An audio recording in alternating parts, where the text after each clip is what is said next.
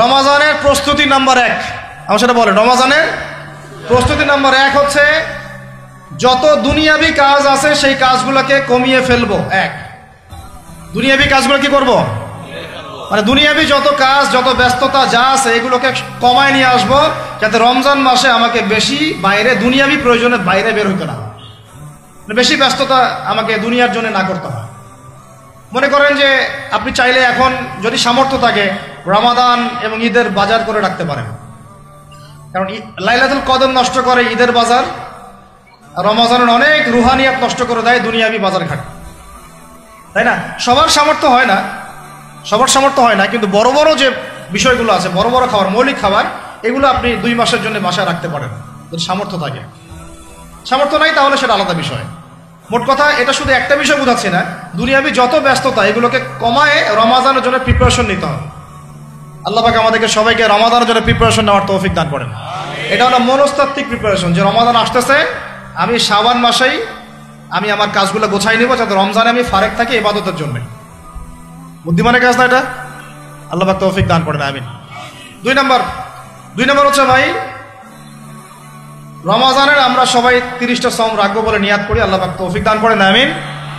কিন্তু এখানে একটা কথা, 2 নম্বরটা হচ্ছে রোজা রাখার মতো রোজা রাখতে হবে।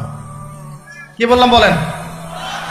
রোজা রাখার মতো রাখতে হবে। এটা কেন বললাম, কেন বললেন ভাই? উত্তর দিচ্ছিস। উপোস থাকা, না খেয়ে থাকা আর সওম রাখা এক জিনিস নয়। পানি ছেড়ে দেওয়া, খাবার ছেড়ে দেওয়া আর ইসলামী সওম এক জিনিস নয়। অনেক ধর্মের মানুষ খাবার পানি ছেড়ে দিয়ে থাকে, উপাস থাকে, থাকে না?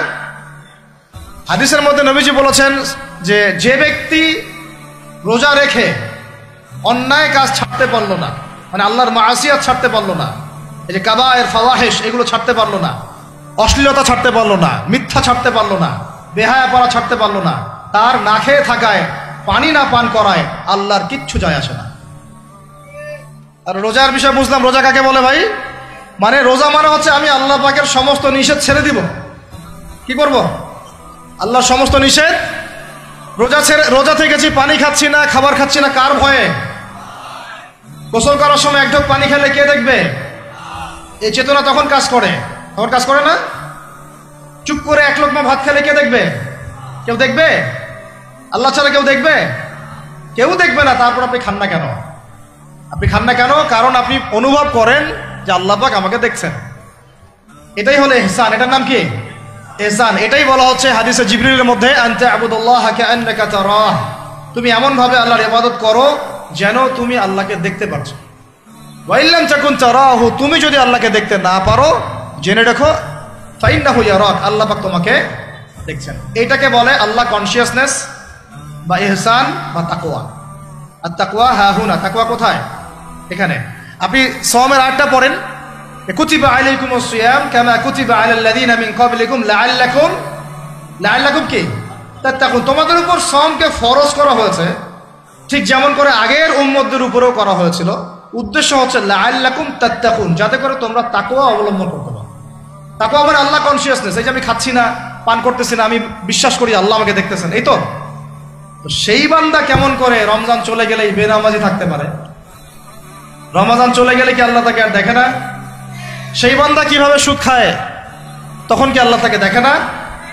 সেই বান্দা, একই বান্দা কিভাবে জেনা করতে পারে? মেয়েকে নিয়ে কেমন করে বাইকে ঘুরতে পারে? কেমন করে গায়রা মাহরামের সাথে আমরা ইয়ে করতে পারি, প্রিমিক্সিং করতে পারি? কেমন করে সে সমকামিতার দিকে ধাবিত হতে পারে? কেমন করে সে জুয়া খেলতে পারে? কেমন করে সে মাদক খাইতে পারে? কেমন করে সে আল্লাহ দ্রোহী আইন বাস্তবায়ন করতে পারে? যদি সে এই চেতনা থাকে যে আল্লাহ আমাকে দেখছেন, এই চেতনাটাকে বদ্ধমূল করার জন্যই রমাজান আসে। বলেন সুবহানাল্লাহ। আমি বুঝাতে পারলাম রোজা রাখার উদ্দেশ্যটা কি? ওই জিনিসটাকেই আমাদের ভিতরে ইনস্টল করাই হলো উদ্দেশ্য। লাআল্লাকুম, অবশ্যই বলেন লাআল্লাকুম তাত্তাকুন। তাকওয়া কি কিনতে পাওয়া যায় বাজারে? এই যে আল্লাহ পাক আমাকে দেখছেন, আমি খাবো না, আল্লাহ আমাকে দেখছেন, আমি পান করতে পারবো না, আমার রেস্ট্রিকশন আছে, পিপাসায় গলা ফেটে যাচ্ছে একেবারে রোদের মধ্যে, তাও খাচ্ছি না কেন? কার ভয়ে? ওইটাই জীবনের সব ক্ষেত্রে বাস্তবায়ন করার জন্যই রমজান আসে। বুঝতে পারি নাই মনে হয়? ওই চেতনাটাই, একই চেতনাটাই জীবনের সবগুলো কাজে বাস্তবায়ন করার জন্য কি আসে? রমাদানের 6 মাস। আমরা শুধু রোজার ফজিলত নিয়ে বয়ান করি, রোজা রাখলে 70 গুণ নাকি হবে না, 70 গুণ হবে, 700 গুণ বাড়াই দিবে। মূল কথা ফজিলত তো ফজিলত পাবোই, মূল কথা এইটা, তাকেও অবলম্বন করতে হবে। আল্লাহ পাক আমাদেরকে তৌফিক দান করেন। কয়টা বলছি বলেন ভাই? 2টা মনে থাকবে। 1 দুনিয়াবি কাজ কমায় ফেলা, 2 কি রোজা রাখার মতো রাখা।